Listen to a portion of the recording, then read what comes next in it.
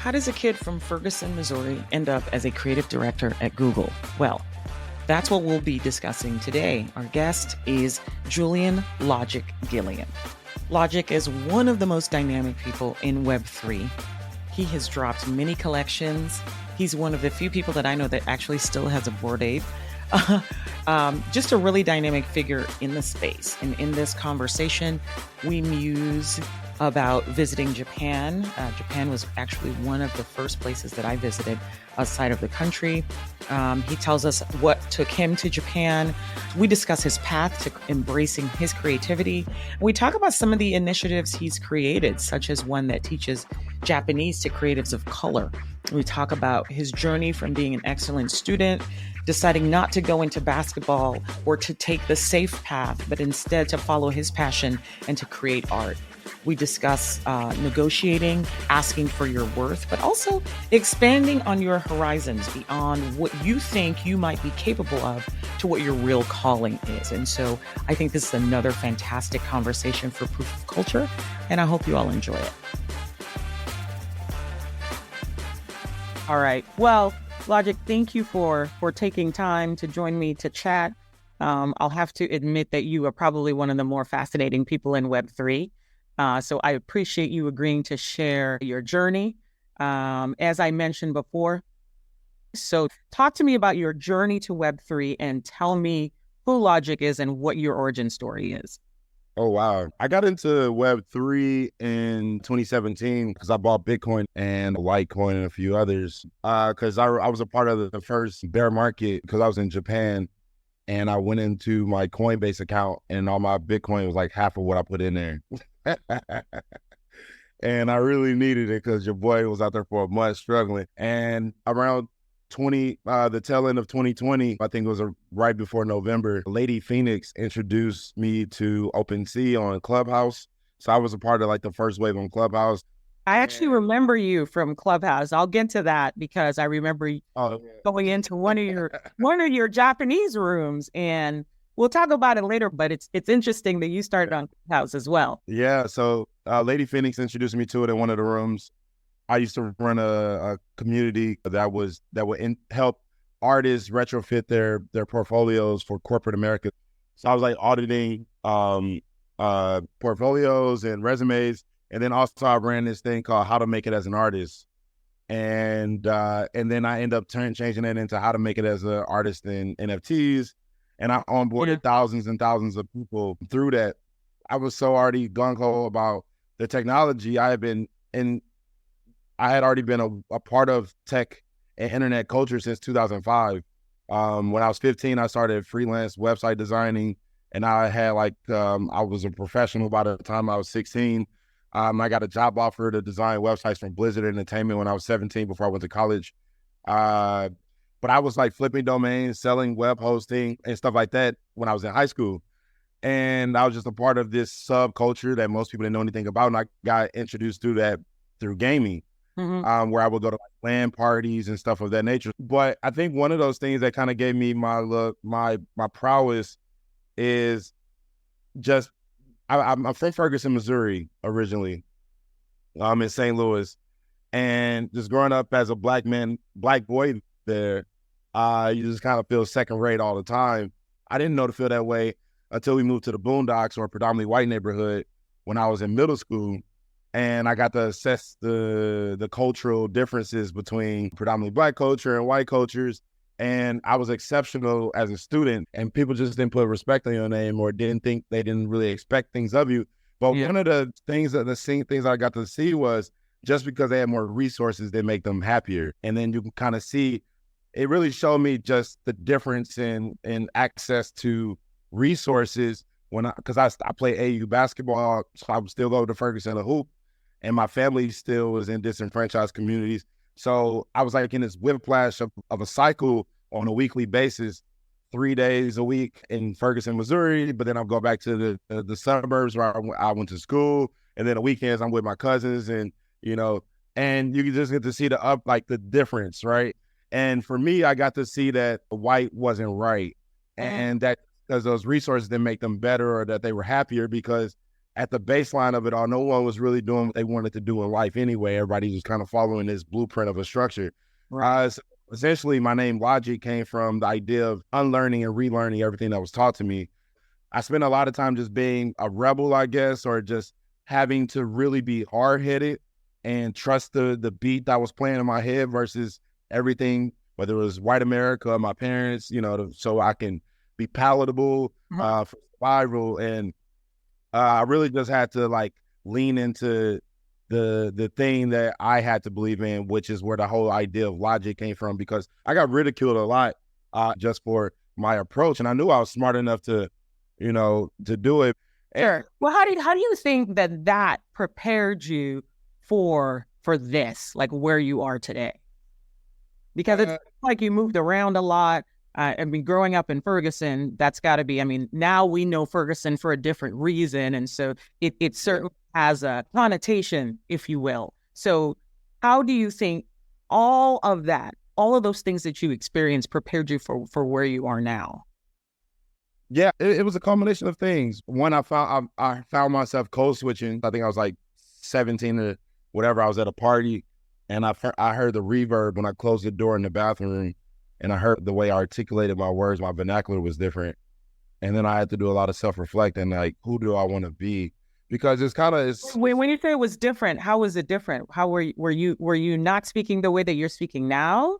And if not, why? I think I had to find a happy medium, because just the way I was speaking didn't mean it wasn't me. Just the way, tossing around like, what's up, nigga? You know what I'm saying? And the casual thing. And then be like, what's up, dude? And I found myself doing that in different circles. And I didn't like that because it was inconsistencies internally. Sure. So it wasn't like something that was overnight, but I had to choose who I wanted to be or how I wanted to present myself and those things. So like, even when my parents would want to correct my English, I would proceed to say it wrong anyway. Like, I understand that's the way you're supposed to say it, but I don't want to say it this way. And I started to realize that it wasn't necessarily just the way you dress at work or the way you make people feel comfortable. It was all up here and how you cross your T's and dot your I's. Right. Well, I think one of the things is, as I got to see white America and black America pretty much like in this parallel comparison all the time, I got to see that no matter how old you were, no one had the answers. And I didn't want to be confined to this thing that I didn't identify with. So I started moving with longevity in mind at a very early age. And I think it was just based on seeing our people fucked up. But also we had joy and the things that we manifested through, our culture. Right. And then, I also got to see the other side where leveraging those resources and entering those rooms and is all based on relationships and stuff like that. So I think it helped me because I just got to learn those certain nuances in which to deliver certain things. So what that did was, I think, had I not moved to the suburb, like the Boondocks, which was called West County in St. Louis, I don't think I would have been able to navigate places like Leo Burnett or Google or anything like that. But also, I had great mentors. I did an internship called the Marcus Graham Project. And at that time, there wasn't a lot of Black creative directors or Black-owned agencies.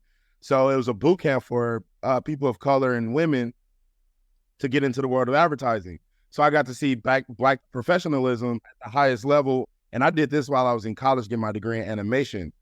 So while I was doing that, I realized that I didn't want to, I've always been on my track to create my own version of Disney, which I'm still working on, to be the Tim Burton in the whole game. At the end, we got interviewed by the likes of like White and Kennedy. Yeah. And other agencies. But I end up in the placement for that boot camp was like 90% at the time. And I end up landing at a Black-owned agency called Common Ground. What I find so fascinating is there's so many overlaps. Like, I started my career at an agency as well. I was a project manager, but that is how I learned about technology. Was nice. The day when you're building banner ads and building websites, just as a project manager, just interacting with the account team, the creative team, the technical team. I was just soaking up all of this understanding. And I know that you've been at, is it Havas and Leo Burnett and some other agencies as well. How does a kid from Ferguson end up as an art director at Havas? Well, I ask because, to your point, when I was a project manager, there were no Black creatives at any of the agencies. And I worked at MLM, I worked at Foot Cone and Belding, I worked at Zentropy Partners. Never saw any Black people in any of the creative. And a creative director was just unheard of. So talk to me a little bit about that path and how, because it sounds to me like you were very deliberate, very intentional in the choices that you made. So talk to me about the progression from kid in Ferguson and then moving to, as you call it, the Boondocks, but then ending up at these pretty impressive agencies, and especially as an art director. Yeah, no, for sure. So I played Division I basketball at Southeast Missouri State, and I was at this divide of trying to find a school that had an art program and a basketball program. And I really had to fight my dad on this because it took him 2 years to co-sign for me to go. I lost my scholarship to the school I was at because I was so gung-ho going to an art school that I ended up playing for a school for free that I was already getting. I had a scholarship for the year before. And I remember my dad trying to get me to go to a D3 or a D2 to play, and it was in Missouri. And I literally told him, I was like, I'll sell drugs before I go to these schools, because it wasn't about getting a degree. The degree was completely irrelevant because I got to see the market in a way, because I was on the internet at such a young age. So when I realized that the degree was completely obsolete for a person like me, because who are you going to hire? Somebody with a great resume, a great portfolio to do your creative, or somebody who has a degree and a shitty portfolio? Like, it didn't make sense, right? So I knew to be the person I wanted to be, I had to leave St. Louis. So when I went to Chicago, it has a really amazing art community. Mm-hmm. And since it's limited, and this is all going to answer your question, it has a city of broad shoulders where we have very limited media outlets. So all the artists incubate, and it's a very strong community in which people give you the benefit of the doubt. They come to your performance or your show at least twice, but you got to show and prove. And being in that environment, I learned to just be kind of relentless in nature and my creativity. I remember I was trying to get some more money within because I wanted to keep staying at the Black-owned agency, and my creative director, Rob, and I was like, hey, I've been really putting forth an effort to redefine how we approach social media. And he spoke for an hour, but the only thing I heard him say, because he had to say nothing else, he was like, okay, this is cool, but do you have any offers from anywhere else? So I was like, no. He's like, have you looked at... Were you looking to get a salary increase? Or yes, I was. So you went in and asked for, and they wanted to know if you had an existing offer, which means that's the only way they were going to play ball to give you a raise, is if you had yeah, he's like, then why would I? Yeah, you're not a high commodity, right? Wow. And I understood the idea of putting forth efforts. So he spoke for another hour, and I didn't need to hear shit else. Like, so 2 weeks later, I come back with a job offer of $55K from another. Wait, where did you get the offer from? Did you go out and actively seek another role? It's all about how you package it. Sure. And I had all these brands on my portfolio, and I had an offer literally in 2 weeks. I had an offer in 2 weeks, and I came back, and the guy who gave me all that, we don't have an offer. What are we going to offer you? Why would we give you more? He was like, don't take the offer yet. We'll be back. They couldn't match it. They couldn't match the $55,000. But when I got there, I didn't know what the fuck an art director was, because like on agency, I was a junior art director, but I was so scrappy that I was never a part of a campaign from start to finish. I see. And yeah, so I didn't really understand the whole idea of creating a campaign with legs, but I knew my creative output. I kind of, when I got that $55K, I got my first art studio. And the whole point of me working there, when you say I was deliberate, was that I knew I didn't want to get pigeonholed into multicultural advertising, because they'll do, like, you only know how to speak to this specific demographic, and then you only be known for this thing. Right. So my whole point of going to Havas, I would have never been able to touch so much IP in such a short amount of time. So it was, and I would have never been able to see myself in a CEO. I would have never been able to see myself in a creative director. I wouldn't have never been able to see myself in success. By the time I got to these places, I kind of had more of a confidence about the way I presented myself in the meetings. Sure. So how did you go from that to Google? Because at Google, you were creative director, right? You made the jump from art director to creative director. Talk to me about how that about, and maybe some key lessons that you learned while there, because it seems to me like it was after, correct me if I'm wrong, was it after Google that you were like, okay, I'm done, I'm going off to do my— Yeah, actually, it was Leo Burnett. I knew that was going to be my last agency. Mhm. So I learned we had a mutual separation from Havas. And they was like, we won't say anything negative, but they were like, you thrive over there, but it seems like this is more like it's harder for you to really catch the wave in this environment. And they were like, you'll thank us later. So we separated. And I remember right before that, I had a conversation with my dad, and I was like, yeah, I'm giving my art 150%, and I'm giving Havas 80%. And this shows like the construct of how we look at money. My dad was like, 55K is a good paying job, son. You don't want to mess it up. And I remember I was like, respectfully, Pops, fuck this job. But I think that's what parents do, right? They Yeah, no, but I think 55K in our community is a decent salary. It's a decent salary if you're not looking above and beyond. You could have settled for that, right? Yes. Didn't. But I was like, I can't let this hold me for 55,000 just because I got access to the table to see how much 55K was really. Right. Especially if I left at 33. So after all that, I went to another agency called Blast Radius, neither here nor there. I quit there, and then I got hired at Leo Burnett. And when I got hired at Leo Burnett, they wanted me to work on Marlboro, which is, tobacco. Sure. I was like, yeah, I'm not working on menthol, and yeah, I'm not selling that to my people. Right. And so I worked on dip. I don't know no black people that dip, so my conscience is in the clear. But the whole point was to get my foot in the door, because after I worked at Havas and I used that as my foot in the door. And also just me being able to see, I got to really see power structures. So when I went to Japan, I waited till my last check cleared at Blast Radius, and I emailed my CD 2 days later and was like, I'm not coming back to the office. I'm staying in Japan for 2 more weeks.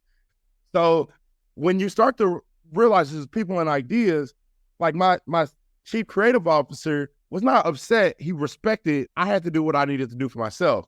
Right. So there was no hard feelings there. I really just used it, again, to get my foot in the door to see how I can leverage their resources to do whatever I wanted. When I was working on Skull, with the dip that I was working on,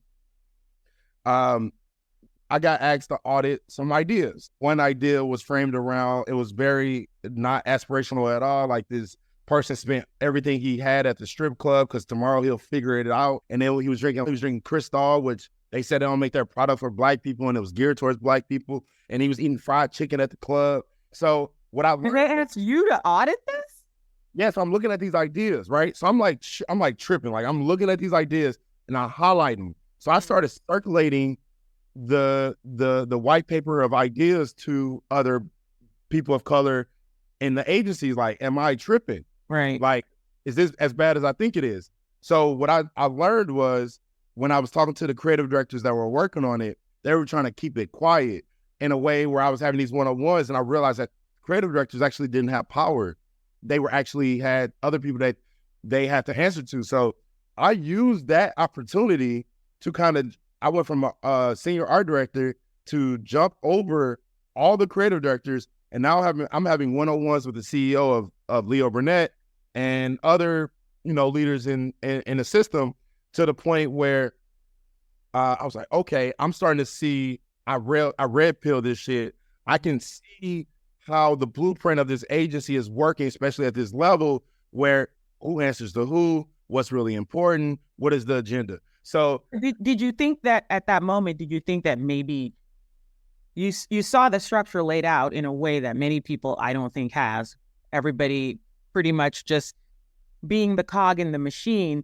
Did you see that maybe this wasn't it for you? I had already came to Leo as a shark trying to smell the blood in the water. Mm-hmm. Because my thing wasn't to be the art director for dip. I didn't care about that. It was more so for more money and access, because especially in Chicago, if you worked at Leo Burnett, you got access. Mm-hmm. And so when I realized that culturally, if we have our leaders that are not tapped into what's going on in the world, like, A creative director should know Chris Stahl shunned Black people from consumption. Right.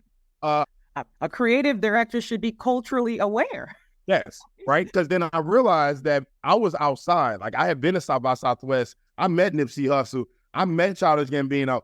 I'm where culture is popping, why it pops. I was there. I'm seeing it. Everyone else is cherry picking shit off headlines. Right. And I used that to leverage. I created a subsidiary agency called Naomi. And Naomi, we named it after the wife of Leo Burnett. And I had a SWAT team of four to five people. And I end up having so much autonomy, I didn't even have time for school anymore.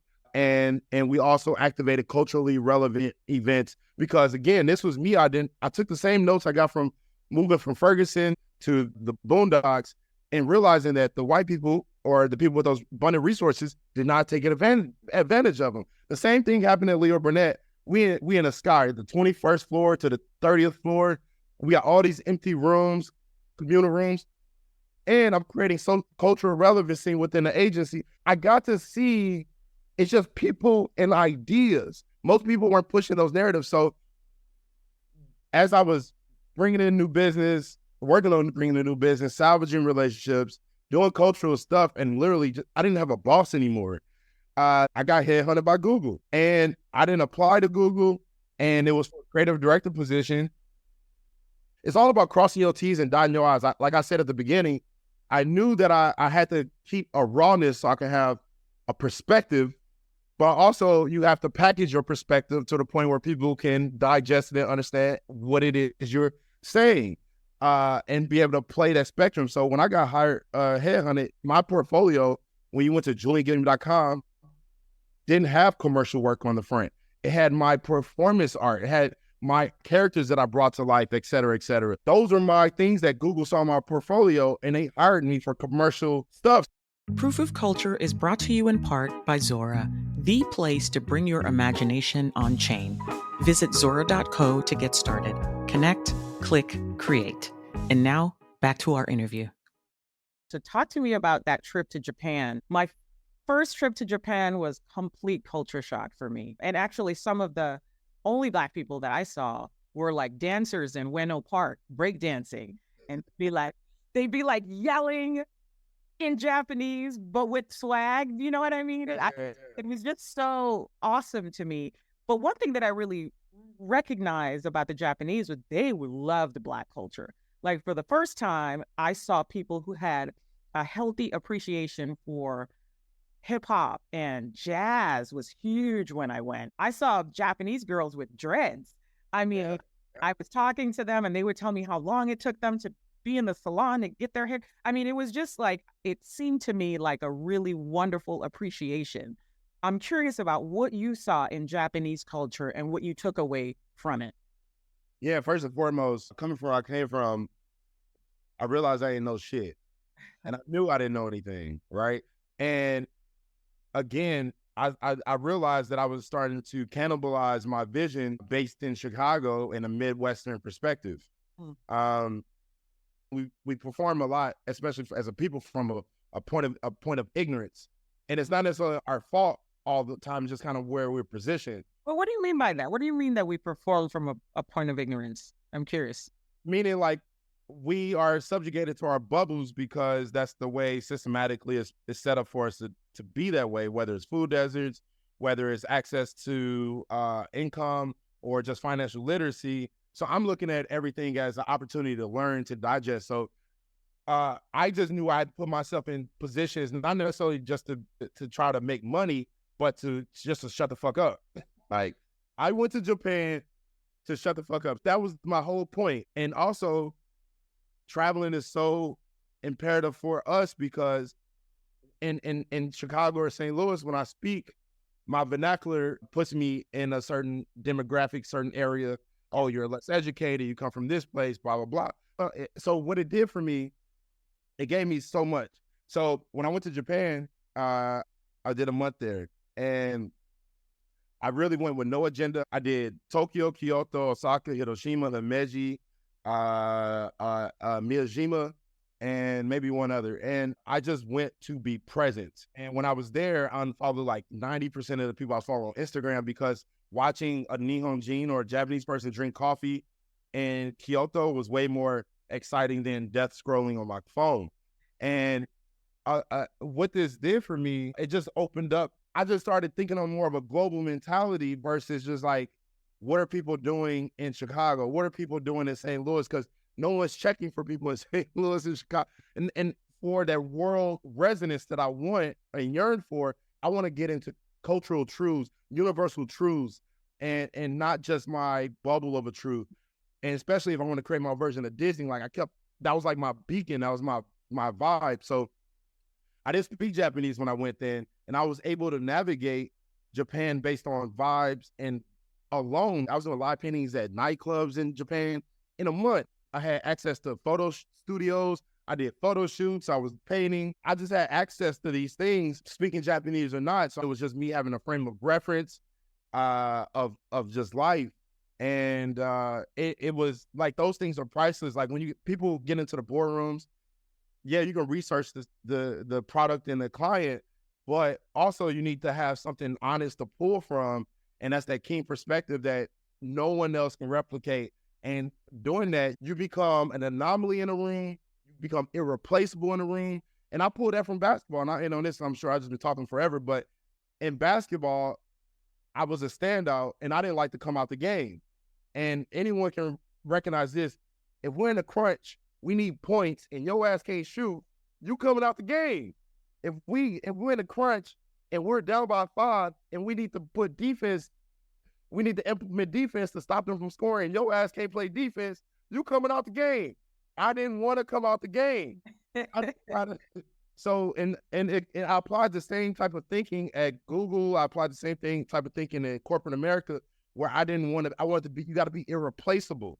What I love about what you just said was something that I've always thought is, like, I always tell, particularly Black and brown kids, the first moment that you can get out of this country to travel, do it. Because it's really important for us to see how our culture influences the world. Like, I remember the first time I was in Berlin, and I was in a cab, and I heard this Tupac song that I'd never heard before. I was like, wait, I grew up in the U.S. This is the first time I'm hearing this Tupac song. And then I hear like this bass coming down the street, and I just knew it was a bunch of brothers coming down. There was a bunch of Turkish dudes in the car, and I just had to stop and like talk to them. And they really identified with hip hop. They identified with the struggle, with the story. And we just became fast friends. And I was like, this is why we need to get out of our comfort zones to really have like a global world view. Because unless you have that, then like you said, you're just sitting in St. Louis, or you're sitting in the Bronx, or you're sitting wherever you're at, and you think, God, is this everything? Like this can't be life. And it's not. But you don't know that unless you get out of where you are. No, Theo, the point of, even with the lock situation, I remember going to the Bait and Ape store, and I ran into Smino. You know, Smino's an artist. He's from St. Louis, actually. Then he moved to Chicago. When he was there, he was headlining a show sold out in Japan. He's a brother, and I knew his manager. And then that's how Smino and I got cool or whatever. And we were all, and my homie Taylor too. So we all got, I was growing my hair out. Smino got crazy hair. My other homie got crazy hair. And we walk into the Bait and Ape store, and Bait and Ape, if people don't know, is like, they really tethered to like Pharrell Williams and Ego, all them, like, hip hop culture for sure. And 3 of them in there had like locks, right? And I remember like walking around the store, and the Nihonjin, the Japanese people were like it wasn't like they were following us if we were stealing something. They were kind of like looking at our style and our hair. Yeah. And I could tell. And you know, I just kind of like, I just took it in. And as I walked out the building, there was one of the Japanese guys with the locks, and I just dapped him up on the way out, and the smile on his face. Must have made his day. But it made me feel good. It was like, yo, we really out here. Yeah.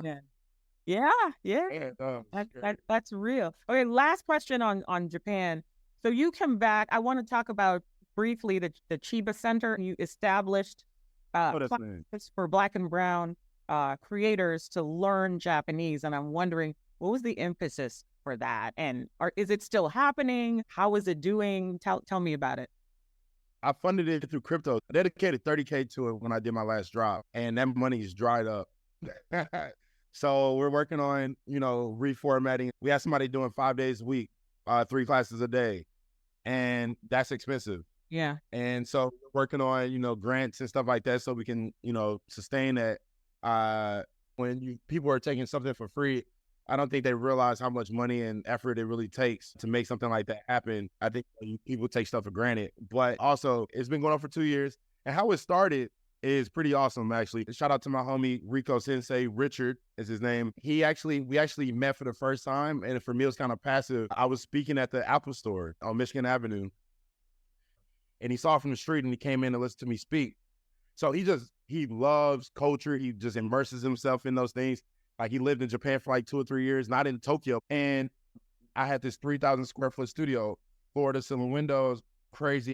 Nice. And during the pandemic, he was like, hey, would you need some help with your studio or anything? And also, are you interested in learning Japanese? Because, your name. And I had already been looking for classes.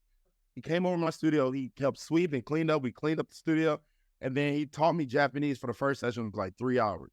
Wow. And then I was like, this is crazy. And he was like, yeah, I'm down to teach you Japanese. And he's like, you can do 1 day, 2 days, or 3 days. And I was like, give me the 3 days.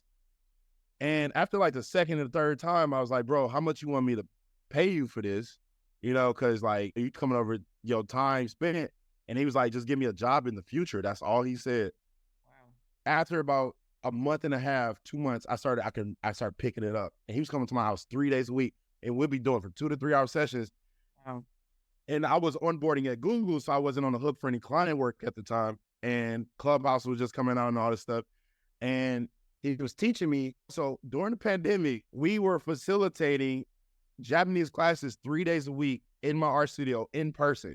Wow. And then Clubhouse came out. Then we were able to open up to a global market because you can, say Japanese intro for Black people. Yeah. And we started getting people all over. And that's how it started. And then I dropped my project, The Plug, where we made a substantial amount of money.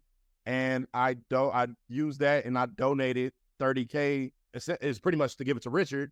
So he had to go back to work immediately so he can continue to teach Japanese. How many people would you say that you taught? So we've had about 12 to 1,500 people that have come through Chiba Center, probably from Clubhouse to Discord and all that type of stuff. We're doing peer-to-peer. We're improving everything. We're even working on like a pay-to-teach mechanic where we can log how long you did a study session. And also we're looking for a treasury so we can actually have dedicated senseis like Richard, because Richard had to go back to work. I think it's such a fantastic initiative. I want to talk about your work because you've done The Plug, I think it's Juicebox, and I was reading a little bit about them, and I just saw that movie, They Cloned Tyrone. Oh yeah, I've been holding off. Yeah. I don't know if you've seen it yet, but there's definitely a lot of subtext that I find very similar to the undercurrents of your work about food and lower income communities and what gets pushed into the community as opposed to what gets by exploitation. Yeah. Exactly. And so I see a lot of similarities there. I just wanted you to talk about each of these collections and the meaning behind them and how you would like for them to be perceived out in the world. Yeah, no, for sure. I think at the baseline of it is juice. Like even with The Plug, you gain juice, which is the battery pack.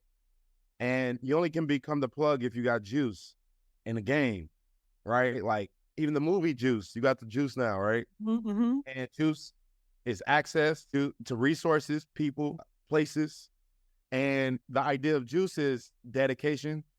The reason why I created The Plug in the first place, one, is because we were part of a microwave society, like you think they're like the way they appropriated culture. But when I created it, it was the idea of sleeping on couches.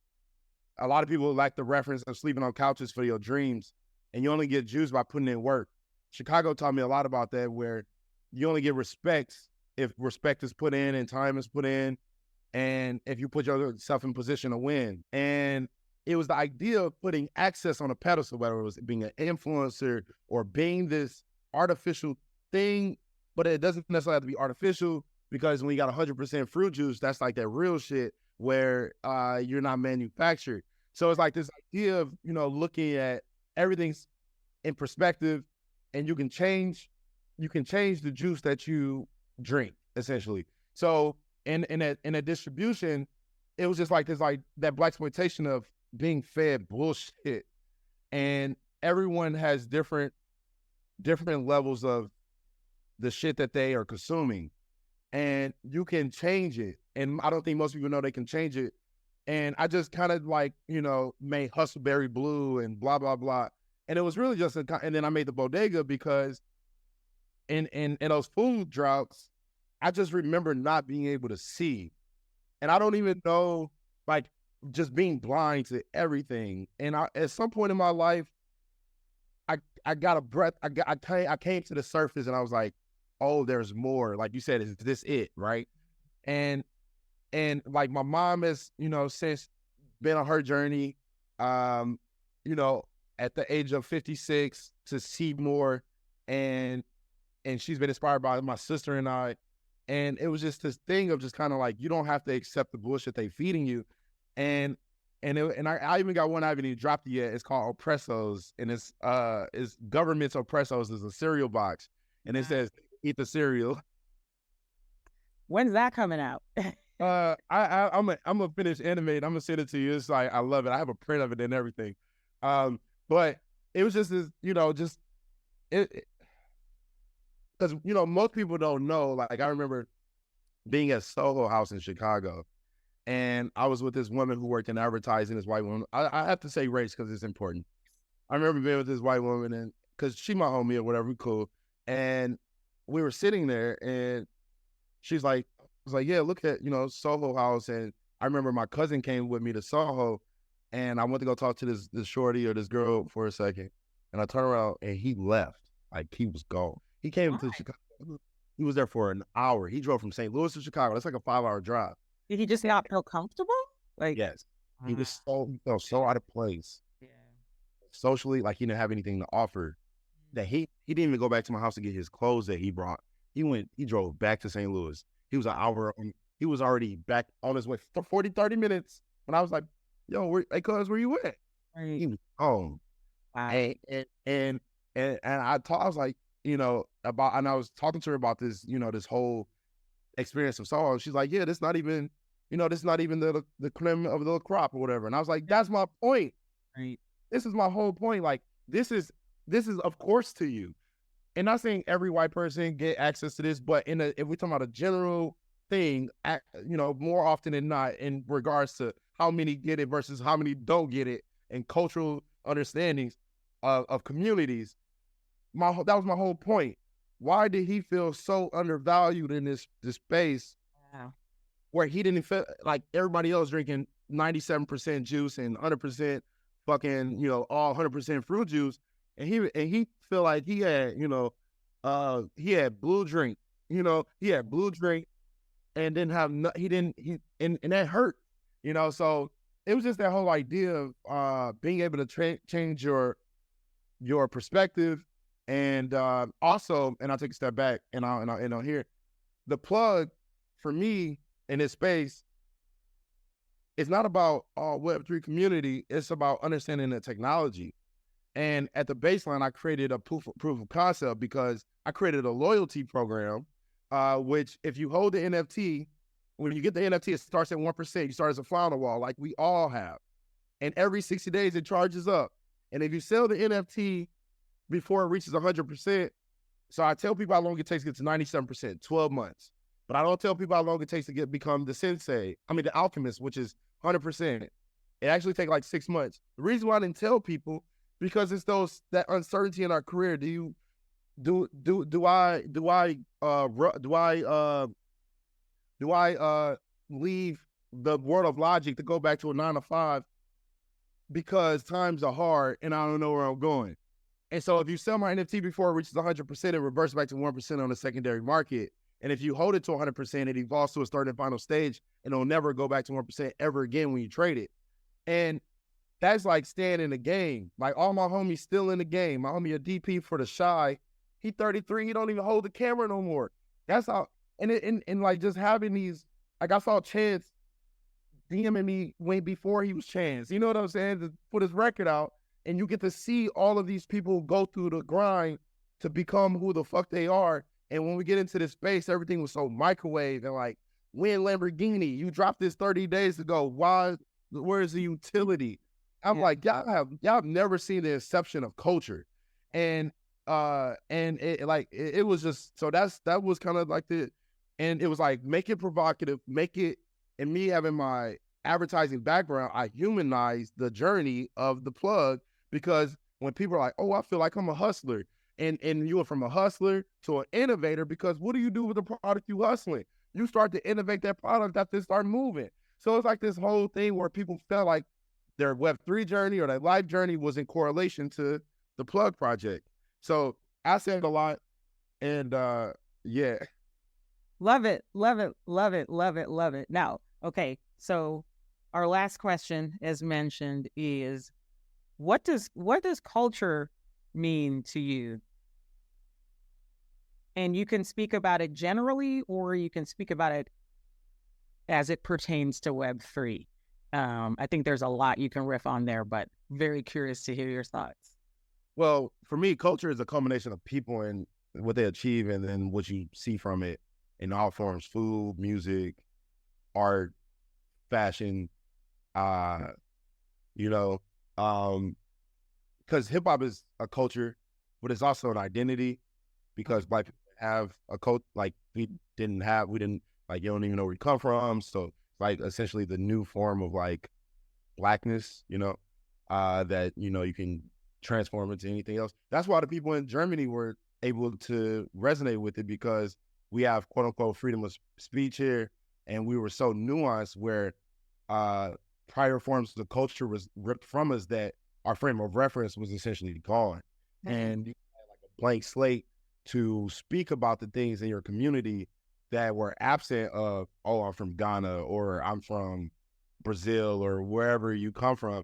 And per that freedom of speech, you're able to create such a nuance where someone in Germany or in another country like Japan, where you're so fixated on Japanese culture or German culture, that you can't create something so vibrant and new that resonates with the shortcomings in other cultures. Because as soon as you start doing that shit in another country, you going to jail.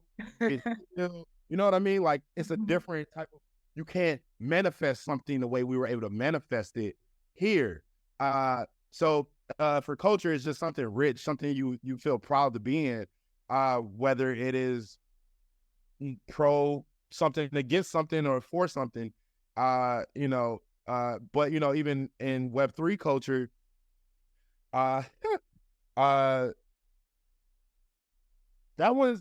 it's interesting, because one thing that I've learned, especially in my tech background, when I started at the age of, like, I was going to LAN parties. You know what a LAN party is? No, tell me. It's a LAN party is, I got into design through gaming, through this thing called Clan Templates. So when I was 15, there was a forum called Clan Templates. You can still go there, clantemplates.com. It used to be a forum, used to update like Twitter. It was crazy. And I would design websites and design like signatures and things for gaming profiles or communities. And it's like esports, like people were competing in these things called game battles. Mm-hmm. A LAN party is a local network where everyone hooks up on the same network and play games together. So I would take a computer, because my dad used to build computers. He'd be on one side and I'd be on the other side, designing and playing games. You would take your computer to this LAN party, and everybody hook up on the same local network, and we would play games like Counter-Strike and World of Warcraft and everything together. And there'll be hundreds of people, thousands of people in one room playing games. Yeah. And the reason why I bring that up is because that is a subculture that was unknown to most people. Right. And as we get into Web3, which is there's a difference between the culture of Web3 and the technology of Web3. And even when you get into the culture of Web3, we can get into an echo chamber where we think Twitter Spaces and the bro culture, which I think you're alluding to, is the standard. But really, if you take you can even just make another left And if you don't make that left, you'll miss it like this. You have things like subcultures like counterparty. Are you familiar with counterparty? Mm-hmm. Yeah. So like, that like people are like ordinals is new, Bitcoin is new. And it's like, bro, people were doing inscribing things on, putting things on chain on Bitcoin 10 years ago. Right. It was called, counterparty. And that whole world of that ecosystem doesn't even care about what's happening on Ethereum. And then when you get into the whole idea, like when I go to, like I've been, again, when we talk about juice and access, I've been fortunate. I've launched my own Web3 conference called Sugoi, which means Wow, Awesome in Japanese. That was sponsored by CoSensus for MetaMask, where I was able to create a renaissance effect of people on ivory towers from the big companies and people who get out the trenches to be on the same stage to have these conversations to aid into what our questioning culture, the question in which we're talking about Web3 culture, because then we go to NFT NYC or NFT LA, it's a bit, or even now, you start to get people go over to Art Basel. There's this certain, they call it a cabal, right? The cabal of people who are just kind of jumping on each other's shoulders, isolating everybody out. Because I definitely get invited into the room, but I don't necessarily get invited to those tables because people see me like, oh, Logic, you worked at these places. Yeah, sure, but they not throwing me a bone. Shit. Right. So I had to catch everything. I had to catch everything, give it to me, because people know who the fuck I am. They still don't. I'm still not included in those little situations. So, and the whole point of saying this is because we can get so caught up in. I tweeted the other day, we like fighting over scraps. Yeah. For the market and what we identify as Web3. But again, if you take a right, the people that's going to NFT LA and fucking NFT NYC, there's a whole nother, or even Gary V's VCon, that's a certain group of people. But then again, you can really miss this turn if you're not looking for it. Then you see people that go to CoSensus and people that go to ETH Denver and Bitcoin Miami. And that's a whole nother pedigree of people who are in Web3 that don't give a shit about what people are talking about on Twitter Spaces at the degree of what we concern ourselves with. And they are at CoSensus and ETH Denver, regardless if Bitcoin up 60K or down 50K. And because they understand they're there for a different reason.